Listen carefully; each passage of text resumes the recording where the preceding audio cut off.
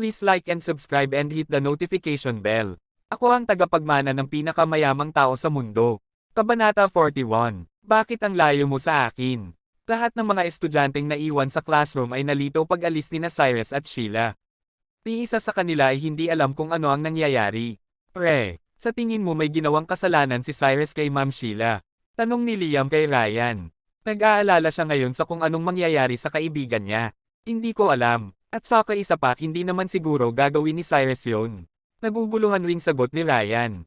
Case kung nagkataon malaking gulo yun. Alam ni Liam na hindi dapat basta-basta ginagalit si Sheila dahil nga sa Rom or sa kanya kaya nag-aalala talaga siya kay Cyrus ngayon. Sa kabilang banda sina Kai, Faye, Diana at Jenny naman ay natutuwa. They can't wait for something bad happen to him right now.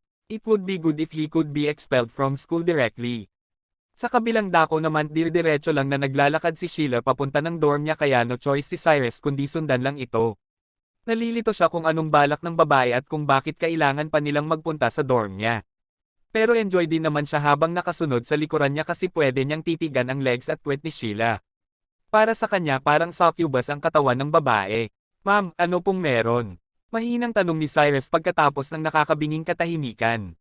You'll know later. Walang ekspresyong tugon ng babae. Pagkalipas ng ilang minuto sinundan ni Cyrus si Sheila sa dorm niya. Pagpasok umupo si Sheila sa kama niya at pinag-cruise ang kanyang mga binti. She slightly said to him, Cyrus may ideya ka naman siguro kung bakit dinala kita dito.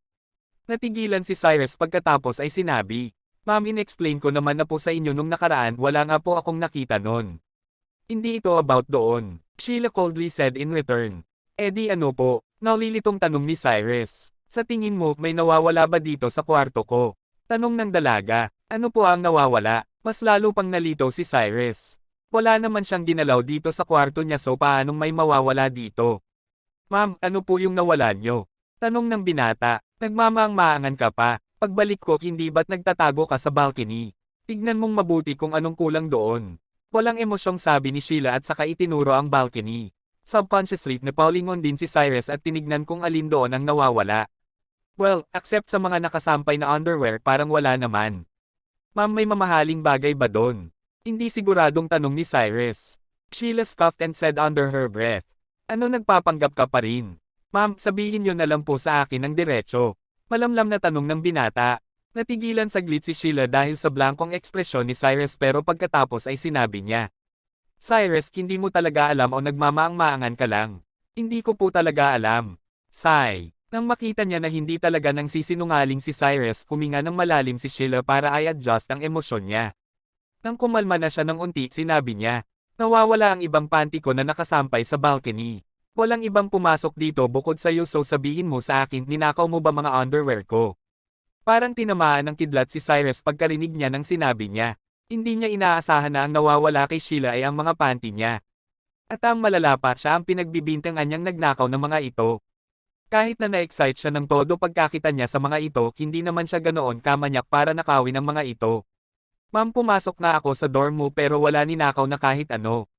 Nagmamadaling paliwanag ng binata, West sabihin mo sa akin kung sino ang kumuha nun ikaw lang naman ang pumasok dito. Malakas na sigaw ni Sheila. Bakas ang pinaghalong galit at pagkapahiya sa mapupungay niyang mga mata. Kahit na nagpunta nga ako dito hindi ibig sabihin nun ay ako na ang nagnakaw. Kuminto sandali si Cyrus at pagkatapos ay mabilis na nagpatuloy. Oo nga pala naalala ko. May nakita akong tao sa balcony mo kaya nagpunta ako doon. Kaso pagdating ko naman doon nakatakbo na siya. Hindi kaya yun ang nagnakaw ng mga panty mo.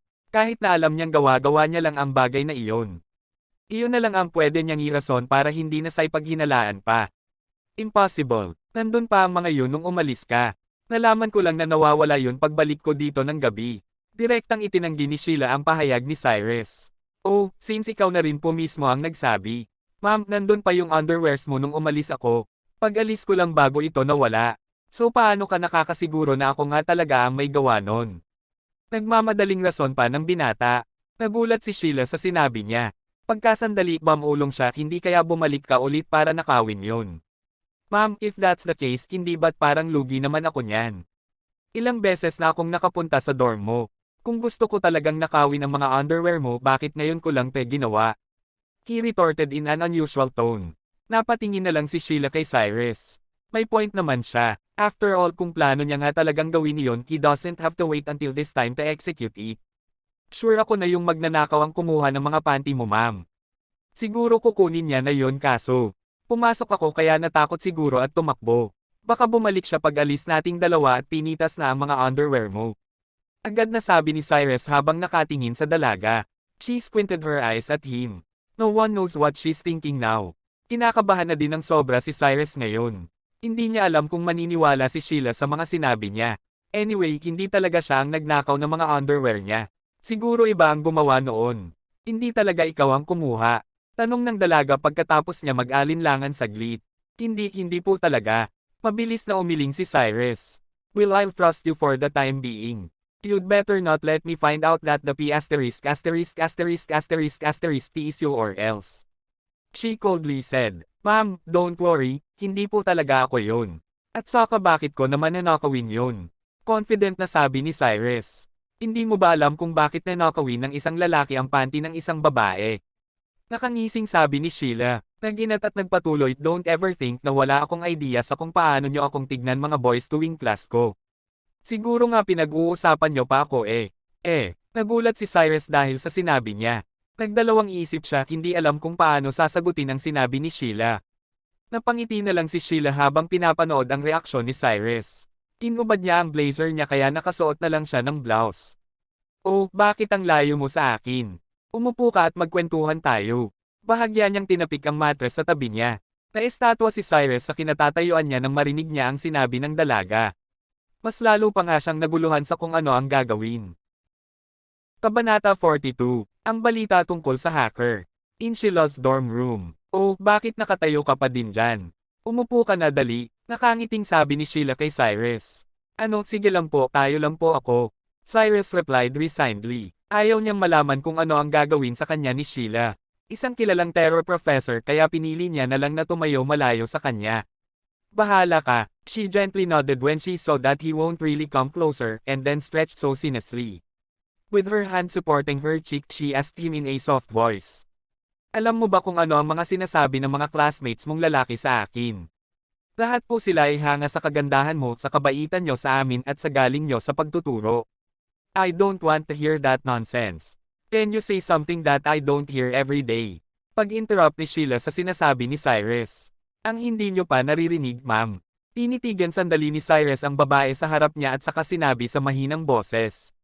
Ma'am, alam nyo naman po siguro na unti lang ang mga kaibigan ko sa classroom kaya hindi ko po alam kung anong mga sinasabi nila sayo. Then how do you see me?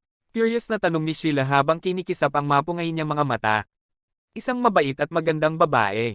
Mabilis na sagot ni Cyrus. Sa tingin mo maganda ako? Parang natutuwang tanong ni Sheila. Yes po, napakaganda at sexy. Bahagyang tumango ang binata. Then, do you get horny when you fantasize about me being naked? Patuloy na tanong ng dalaga habang nakatitig sa binata. Napanganga na lang si Cyrus dahil sa sinabi ng dalaga. Hindi niya alam kung ano ang balak ng teacher niya sa pagtatanong niya nito sa kanya. Yes or no? Panghihimok na tanong pa ni Sheila. No. Mabilis na iling niya, sinungaling, kitang-kita na sa mga mata mo. Bahagyang ngumiti si Sheila at saka nagpatuloy. Actually, if that's the case, hindi naman ako magagalit. Pero sana hindi mo na ninakaw ang underwear ko, diba? Ma'am, hindi ko nga po talaga ninakaw ang underwear mo. Sa sandaling ito, nababaliw na si Cyrus sa mga ginagawa ni Sheila kaya napasigaw ng malakas.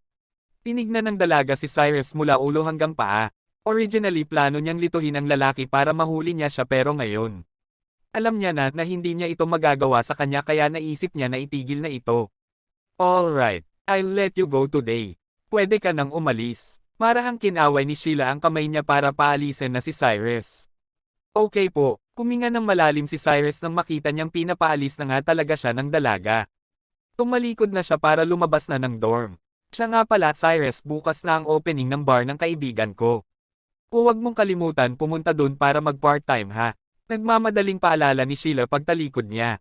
Hindi ko po kakalimutan. Mahinang sagot ni Cyrus. Also, huwag mong ipagsasabi sa iba ang nangyari ngayon, kundi lagot ka sa akin. Patuloy pa ng babae. Opo, walang may ibang makakaalam. Walang magawang sagot ni Cyrus bago mabilis na lumabas.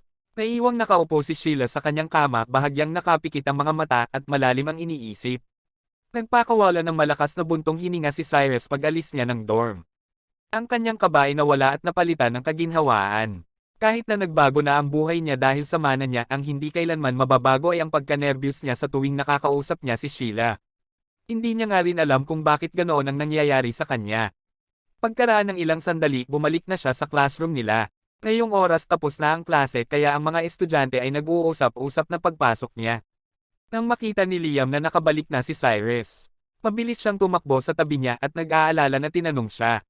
Pre, bakit ka tinawag ni Ma'am Sheila? Wala, may pinagawa lang sa akin. Siyempre, hindi masabi ni Cyrus ang tunay na dahilan dahil baka mapatay siya ni Sheila kapag nalaman niyang pinagsabi niya. Alam pareho ni Liam at Ryan na madalas tawagin ng advisor nila si Cyrus para magpatulong kaya hindi sila nagduda sa sinabi niya. Kapala pre, may gagawin ka mamaya. Biglang tanong ni Liam. Wala naman, anong meron? Tanong pabalik ni Cyrus. Kung wala kang gagawin, punta tayo mamaya sa bar para uminom. Sagot ni Liam at binigyan ng ngiting aso si Cyrus. Uminom. Nalilitong ulit ni Cyrus. Hindi pa siya kailanman nakapunta sa bar kasi wala pa siyang pera noon. Pero ngayon ewan na lang kung anong nangyari kay Liam at niyaya niya siya. Oo, hindi ba't kakabreak nyo lang ni Faye? Napapansin ko kasi na wala ka sa mood nitong mga nakaraang araw kaya pinakiusapan ko si Jade na tawagin ang mga roommates niya at sumama sa atin. Let's drink and have some fun with them. Nakangiting paliwanag ni Liam. Ang Jade na tinutukoy ng binata ay ang babaeng nililigawan niya, si Jade Bautista. Hindi lang siguro si Cyrus kung ano na nga ba ang status ng relasyon nilang dalawa. Ayaw ko pumunta ng bar eh. Kayo na lang muna kaya. Pagtanggi ni Cyrus pagkatapos niyang mag-alinlangan. Hindi pwede, pre, nasabi ko na kay Jade eh. 3 silang babae sa dorm nila, sakto kasi 3 tayo. Tapos nasabi niya rin na may magandang babae sa kwarto nila. Pichelle Ortiz daw ang pangalan. Tulungan kitang makipag-usap sa kanya. Malay mo, baka maging kayo. Sobrang excited na sabi ni Liam. Dahil sa excited na ekspresyon ng kaibigan. Napasabi na lang si Cyrus ng Eddie, sige, sasama ako ngayon. Pero sa tingin ko hindi ako magugustuhan nun. Paano mo naman nasabi na hindi ka nga niya magugustuhan? Umiti si Liam na labas ang ngipin.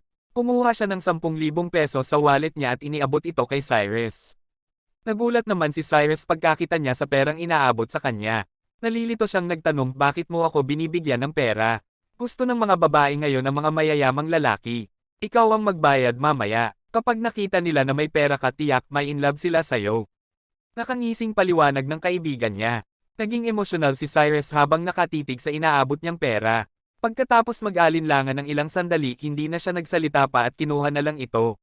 Tol, naalala mo yung rich kid sa SF Live? Sa sandaling ito, ang classmate nilang lalaki na nakaupo sa unahan ni Liam ay humarap sa kanila at nagtanong. Napatingin si Cyrus sa lalaki. Siya si Carlo Fernandez, kilalang chismoso ng klase. Basically, alam niya ang mga chismis sa school. Siya rin ang nagsabi na may sumusuporta kay Sheila. Kahit na madalas kwentong barbero lang ang sinasabi niya, may iba pa rin naman siyang sinasabi na totoo. Kaya kahit papaano, pinapakinggan pa rin siya ng mga kaklase nila. Tanda ko pa. Bakit, anong meron? Bahagyang tumango si Liam sa tanong ni Carlo. Kilala ko na kung sino si The Past Is Over. Umiti ng misteryoso si Carlo. Ang ibang mga kaklase nilang nakarinig sa sinabi ng lalaki at pinalibutan siya kaagad. Carlo, sino si The Past Is Over? Tanong ng isa nilang babaeng kaklase. Sasabihin ko sa inyo ha. Si The Past Is Over ay isang kilalang anak ng mayaman na nag-aaral dito rin sa school natin. 3rd year na siya, hindi ko lang alam kung anong pangalan niya. Pero rinig ko sa mga 3rd years na magbo-book daw siya ng motel room kasama ni Roxanne Cruz yung streamer tapos ipopost niya daw ang video sa forum ng school natin. Nakangising sabi ni Carlo. Si Cyrus naman ay natigilan sa kinatatayuan niya. Kung totoo nga ang sinabi ng kaklase niya, di totoo din ang hinala niya dati. Kainak siguro ng taong iyon ang account niya para lokohin si Roxanne.